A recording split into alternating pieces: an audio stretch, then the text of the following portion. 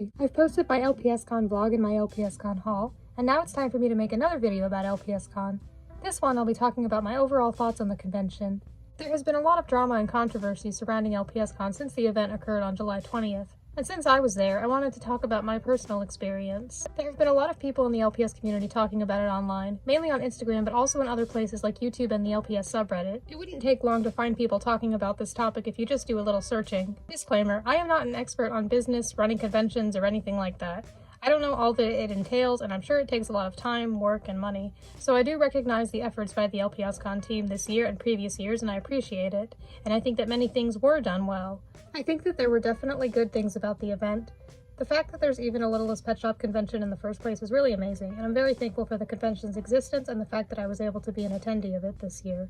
My video is just a form of describing and detailing my personal experience, as well as giving constructive criticism on how the event could be done better in future years. If you attended LPSCon this year, I would love to hear your thoughts on your experience as well. Even if you didn't attend this year, I think you can still have your thoughts and opinions on it. I would love to hear them and discuss it with you. While this video will be addressing a lot of the controversies, it's also a way for me to talk a lot more about my experience at the convention, because I did get a lot of good out of it, and I would love to talk in more detail about what I did in what order while I was there.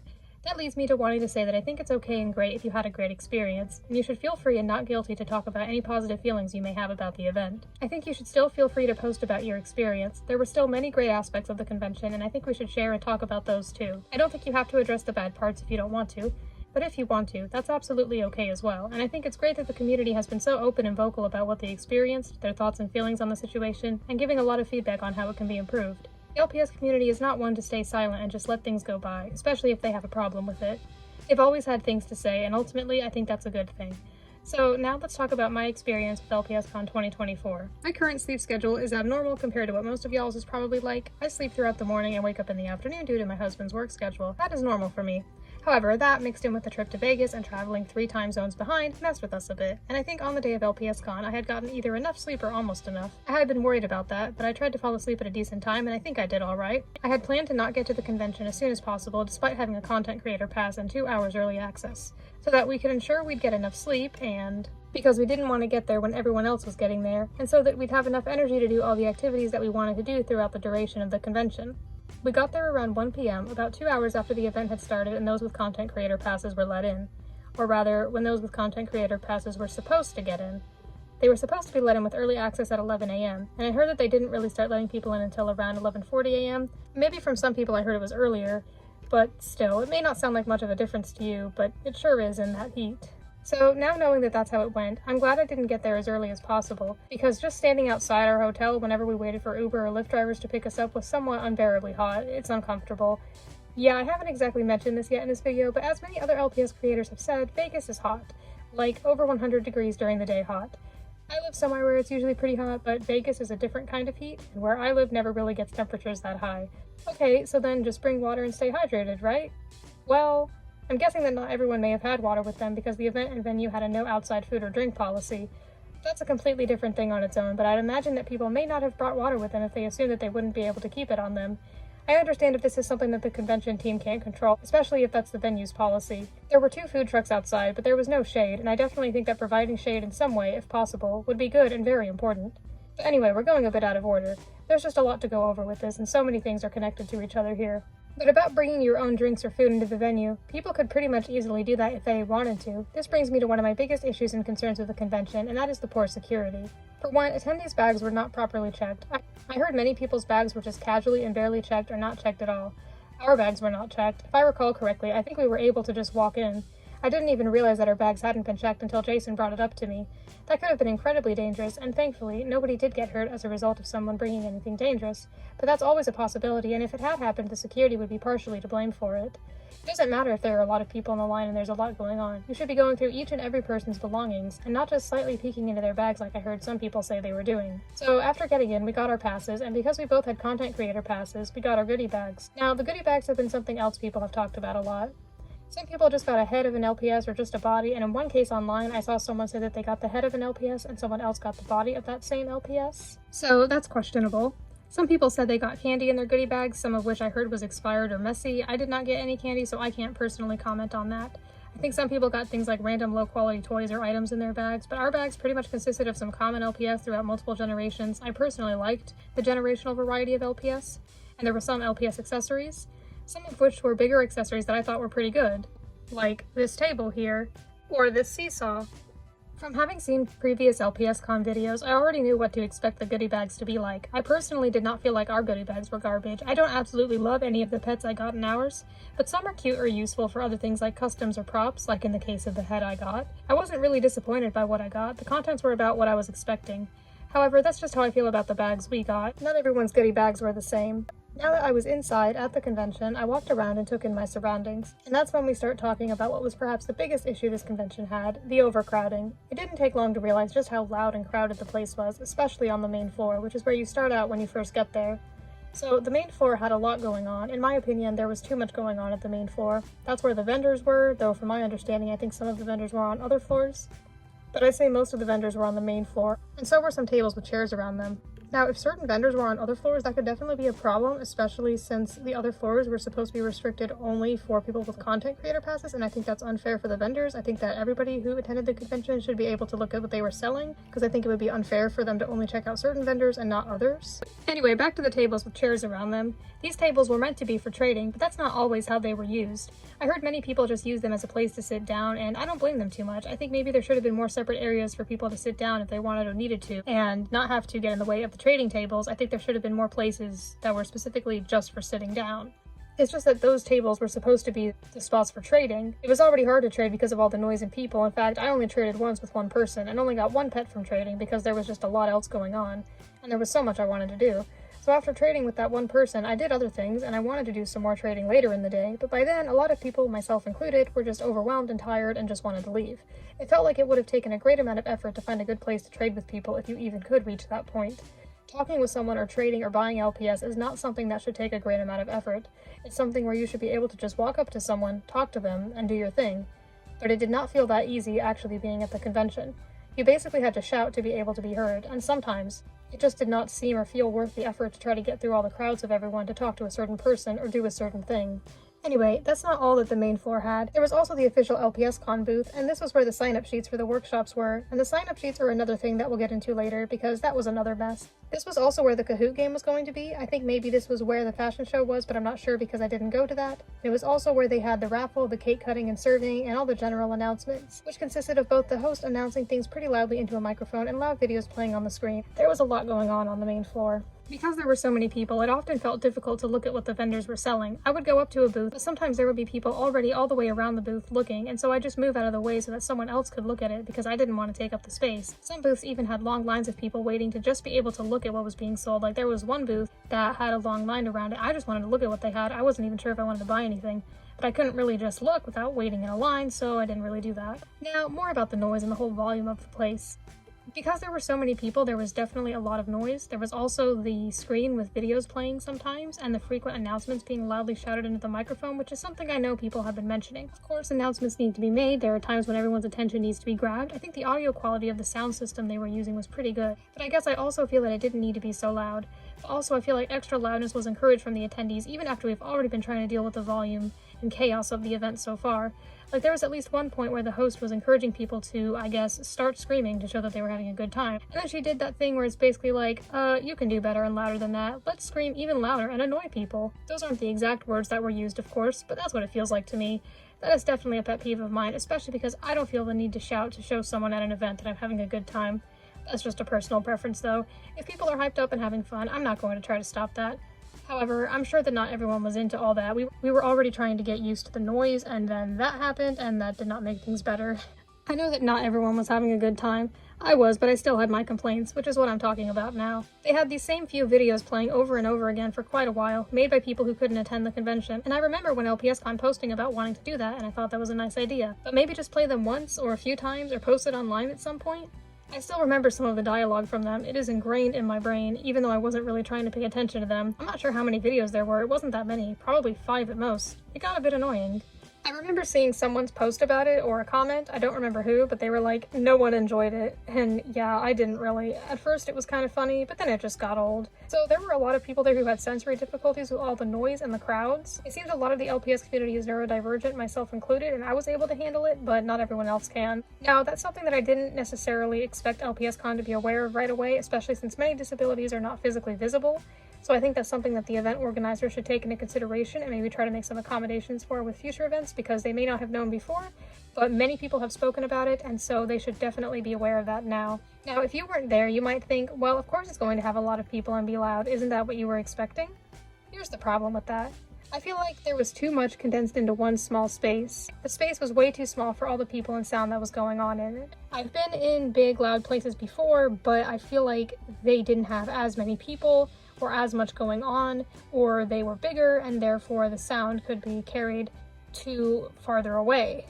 There were absolutely too many people for the size of the venue, and I definitely think that they should have stopped selling tickets for good at one point. Maybe they didn't know or realize that they had too many people coming to the event, but now they should definitely be aware, at least with the venue they used this year, that the size of the venue is not suitable for the amount of people who came. I definitely think that the event needs to be hosted somewhere bigger and more accommodating in the future. Meet Las Vegas was a good place for a little while. With how many people are attending LPSCon nowadays, it's no longer suitable. And I'm sure that it may be difficult to adjust to these changes and make accommodations accordingly based on how big your event is getting. But I'm sure that they can do it, especially because it's just one day out of the year and they have like a whole year to prepare for it. I'm sure that they can do that.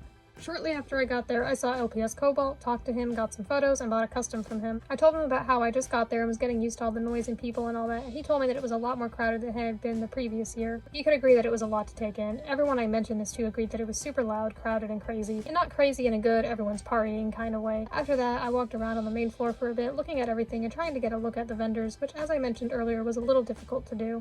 I didn't do any buying early on, but I did trade with one person. Just one though, because soon there would be the workshop, which I had signed up for before. They had sign-up sheets for the workshops at the official LPSCon booth, and those were a little complicated and could have been better organized. I guess because of a mix of that and the fact that I didn't get there as early as possible, I was not able to attend all 4 workshops. I later heard that there was a misprint somewhere on the schedule or something, so some workshops ended up being later or earlier than they were supposed to be. I don't know, it was a whole mess. There weren't even that many workshops, and this was all just for one day. How hard would it have been to do all that right? I also feel like they should have been spaced out a little more. I think that if people wanted to attend all 4, they definitely should have been able to. Anyway, I wanted to attend them all, but I only attended Daisy's and LPS Honey's. So eventually I went over to Daisy's workshop, and I gotta say, it was a lot more quiet up there on the 2nd or 3rd floor, wherever it was. I think that was my first time in the day that I got to be in a more quiet area since getting to the convention. And it was nice, you could actually talk to people and hear them without having to shout. Many people, myself included, and their families had to really work for going on this trip. Most people that attended were probably not Vegas locals, and many people felt that their trip was not worth it. I personally felt like it, but I think going through all that again would be a lot of a hassle, but part of that's just the trip and everything. And so some people were disappointed because they had to take all this time, money, and effort for the trip, and they felt that the convention was not worth it because some people went for just the convention. However, this brings me to another thing. I feel like the sign-up sheets were kind of pointless. I signed them on the main floor, but as far as I saw, I didn't see anyone going through them afterwards and letting people into the workshops. If someone wanted to go to a workshop, they just went there, including people who just had general admission passes, even though the workshops were supposed to be just for people with content creator passes. Nobody ever seemed to check which pass someone had, making the extra purchase of a content creator pass seem useless at times. This also did not help with the crowding. Anyway, the workshop itself was good. I took a lot of photos and learned some useful information from Puppy Lover 863 about making LPS videos. Unfortunately, I will not be able to participate in her video contest that she talked about there. I had taken photos of the information about it, but forgot to submit my entry form in time. There were only like 2 days after the convention to confirm that you'd be participating, and I was preoccupied with everything after the convention and then going home, so I had failed to properly remind myself of the contest, which was a shame because I was looking forward to participating in it and making a video for it.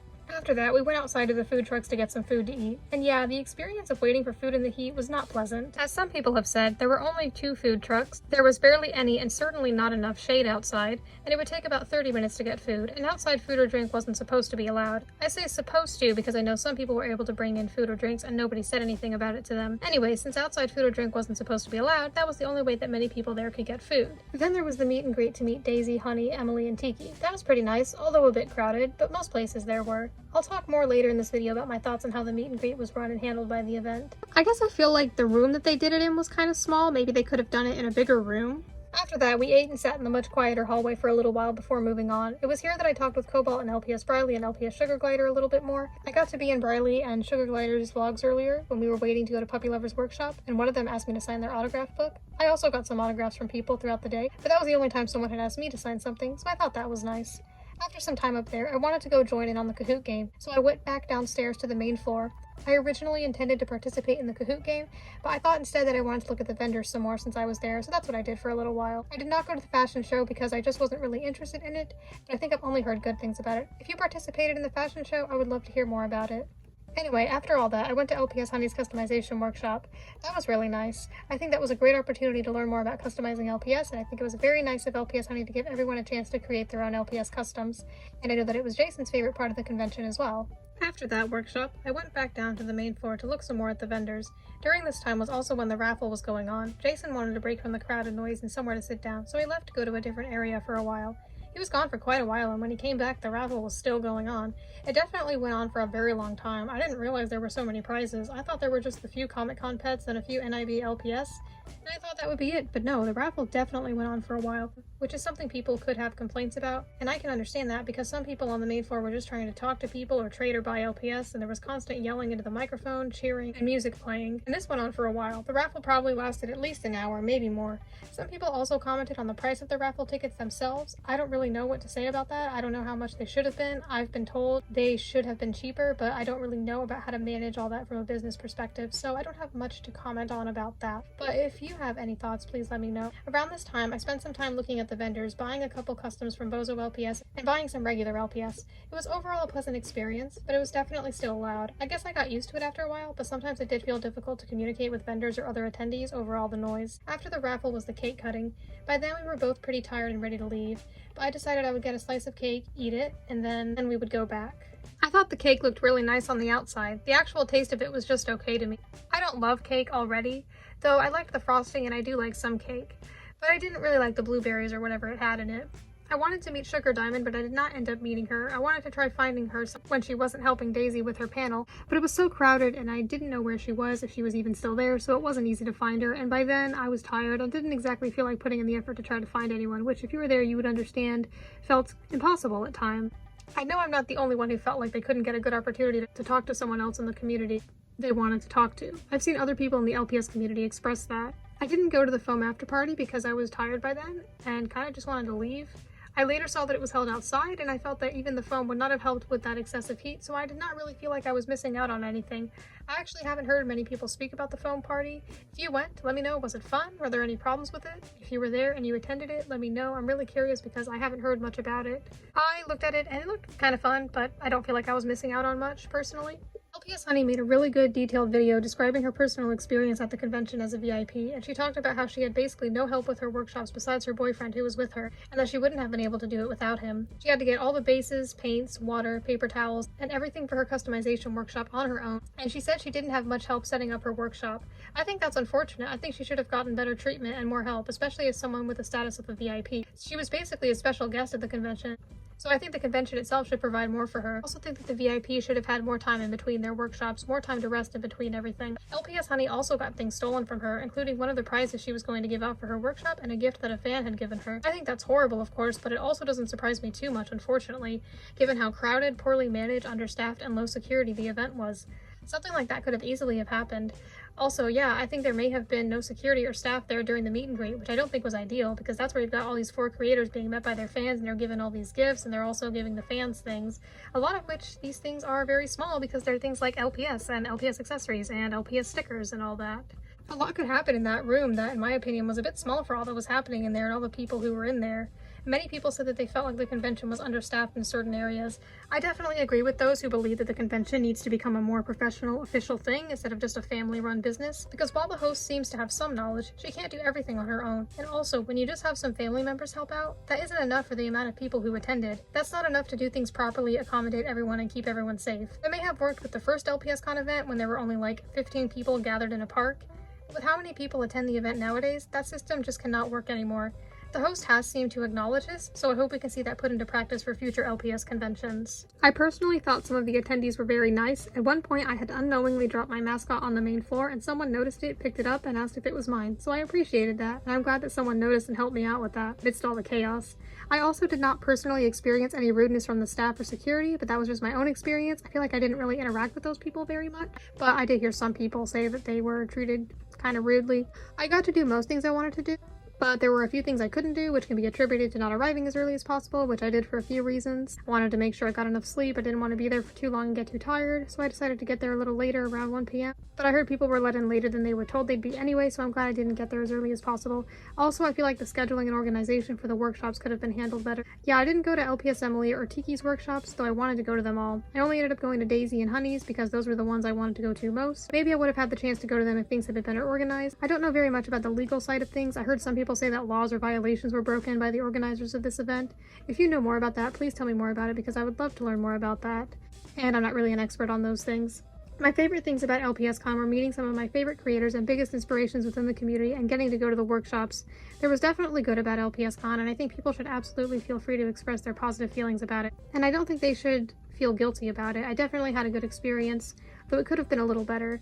But I understand that you don't always have time to do everything, and that's okay. There are some other things I didn't go over in this video, either because I don't have personal experience with them or because I feel like other people could or have explained it better. Like I said, there were a lot of videos, posts, and such throughout the LPS community about what happened. Also, I wanted to add that I do not have an extras in Vegas vlog or anything like that. Like I said, maybe I would have. I just have my travel vlog, my LPSCon vlog, my LPSCon haul, and now this video. So this should be the last video I make about the whole Vegas/LPSCon experience. I've seen that many people are inspired to start their own LPS conventions throughout different parts of the United States and probably some other countries as well, and I think that's great. I know there's someone trying to organize an LPS event in Florida, and I'm hoping that works out because that would be really nice. I hope everyone trying to organize their own event will be successful. I agree with what Prescott Hill said on his Instagram page. People outside the LPS world don't realize the positive power within this toy and its significance, but you all do. This is why LPS needs to be celebrated in a safe and comfortable environment with respect for all attending. Thank you for watching this video, listening to my story, and hearing what I had to say about LPSCon this year. If you have any thoughts to share, please do, whether you were at the convention or not. I would love to hear them.